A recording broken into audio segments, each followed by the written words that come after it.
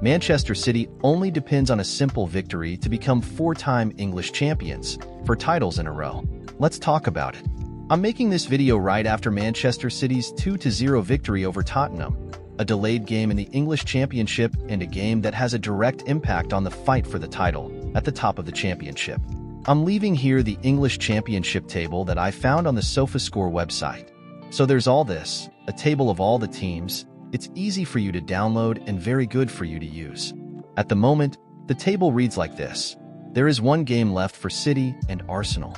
City have 88 points, Arsenal have 86.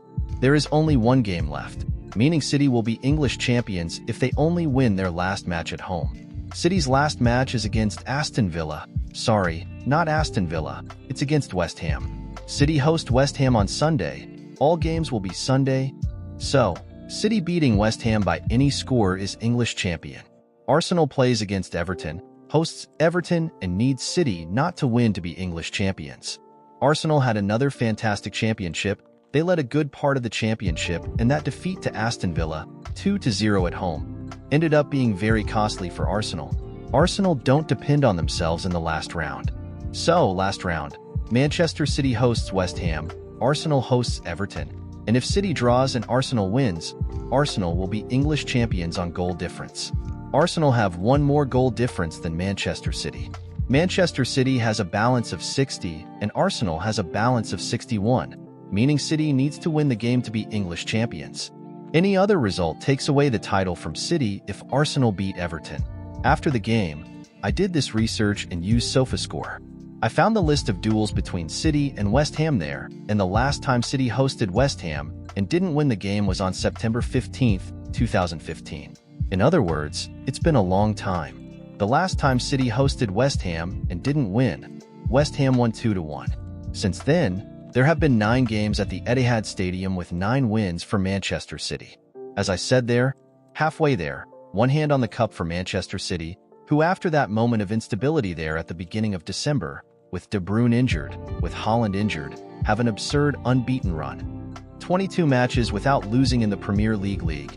The team's last defeat was on December 6th against Aston Villa, 1-0. Since then, City has not lost in any competition, not in the Club World Cup, not in the FA Cup, not in the English Championship, nor in the Champions League, because City were eliminated from the Champions League after 2 draws against Real Madrid.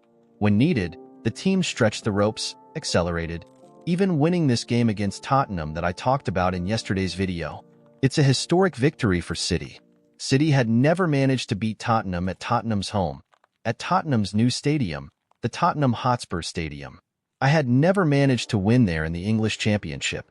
There were 4 games, for defeats. He had never even scored a goal at Tottenham's new home in the English Championship. There had been 2-1-0 defeats and 2-2-0 defeats. In that game, we saw Manchester City win, with 2 goals from Haaland, a goal in the characteristic that we know is most common, an assist from De Bruyne for a goal from Haaland, and the second goal, the 2-0 goal at the end of the game, a penalty goal by Haaland after a very well-produced penalty, very well achieved by Doku, which was launched by Foden. Foden had a great game. He was involved in both goals. Foden launched from the right to find Doku on the left. He swung at Pedro Porro, past the first. In the second, he took the stump underneath. Penalty. Haaland hit the top right corner of Vicario and made it 2-0. Whoever looks at it like that and says, 2-0, it was a calm game. It wasn't. No, it was not. Before there was that situation, that scenario of Tottenham winning the title to Arsenal, but I think Tottenham dedicated themselves, competed a lot in the game, and for most of the game they were better than Manchester City. In the first half, Tottenham managed to make a great pass on the ball because City didn't put pressure on it, and on the other side, Tottenham put a lot of pressure on City's marking. City couldn't play. City had a chance on a Foden shot at the beginning of the game and another on a Gvardiol shot on the last ball of the first half, which he could have crossed for Haaland, but he wanted to hit the goal from an angle. The ball ended up going out. So, in that sense, Tottenham were better than City, preventing City from getting the ball out, scoring high, getting in the way too much, managing to win battles in midfield. City with a slow midfield, De Bruyne playing poorly, Bernardo Silva unable to win the plays. City had one thing that worked in the first half, which was the inversion, the long diagonal, mainly from the left to find Walker on the right. Walker left 3 or 4 times with space on the right side, and on the last ball of the first half, at the end of the first half, a slice from right to left, and then that ball I mentioned from Gvardiol. So, the first half was complicated. I wrote this here on Twitter. It was a first half in which Tottenham were very competitive. They played well, they even played better than City, but the game was 0-0. In the second half, City managed to build on their victory, and neither he played so well, okay? I think City, in the second half, one of the few times they managed to press, stole the ball from Romero, if I'm not mistaken, a steal from Rodri. The ball fell to Foden, who beat Bentancur in the individual play. He started on the left side, he crossed the ball went through everyone. It went to Bernardo Silva on the other side, and then Bernardo Silva made a pass to De Bruyne. De Bruyne on the side of the area finds space to cross, rolls into the middle, and Haaland scores the goal behind Romero's back. Many people question whether Tottenham defended this play poorly. I think he defended really badly, but to question that the players wanted to score the goal, then I think it's a bit of a trip. After 1-0, Tottenham improved in the match, they improved in the game. Postecoglou removed Bentancur. Bentancur was angry. He was completely angry with the substitution. He started kicking things, kicking the bench. In one situation there, he even tore up the bench. Then, for Kulusevski, who started the game very well, and after taking 1-0, Tottenham increased its production a lot. At some point during the game, the broadcast included shots from the second half.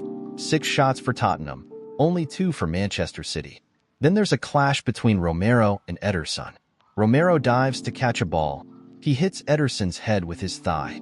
Ederson gets a little dizzy there. He is replaced because City's medical department recommended the substitution. He was angry. He didn't want to leave. Ortega came, and Ortega then made 2 saves that would change the fate of the game and the championship. The first in a play that Kulusevski won on the right. He shot.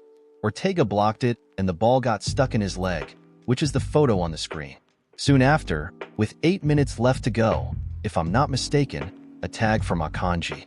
He tried to kill being the last man. The ball went to Brennan Johnson. He rolled to Son. Son came out alone in Ortega's face. He and the half-moon goalkeeper took a shot, and Ortega kicked it out with his foot. A lot of people also on the internet saying that Son lost on purpose because Son doesn't hate Arsenal. But the truth is that Son hit and Ortega saved.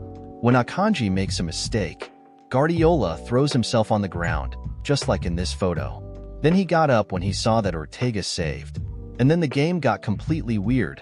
Manchester City nervous, until Foden took the shot to Doku, who conceded the penalty. Haaland hit and made it 2-0. Was it a great game for City? No, but it was a game that City needed to play, a big game. A game that City, more than just playing, needed to win. City went there and won. Now it's up to you. What do you think? Did you see the game? Say it here in the comments. Who will be English champion? Do you think City might not beat West Ham at home? Do you think Arsenal have a chance? Say it below in the comments. Leave a like, subscribe to the channel, activate the notification bell.